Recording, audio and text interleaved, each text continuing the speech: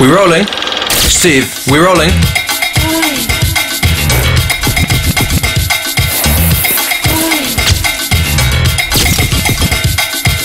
So tell me, Tom, how did you get the part? Well, lots of work. There was 9 months of intensive tumbling. And my brother, casting director.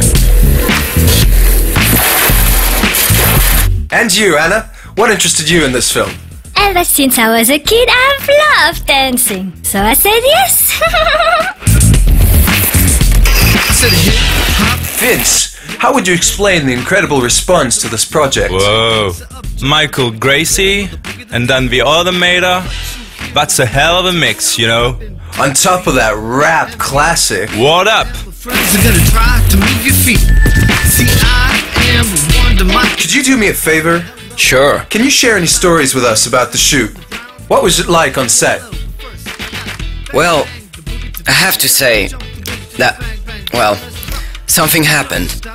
Are you referring to your affair with little Anna? Yeah, that. But I don't want to talk about it. And next on the mic, our man Hank. Come on, Hank, sing that song. Yeah, now. It was magic. All those artists dancing.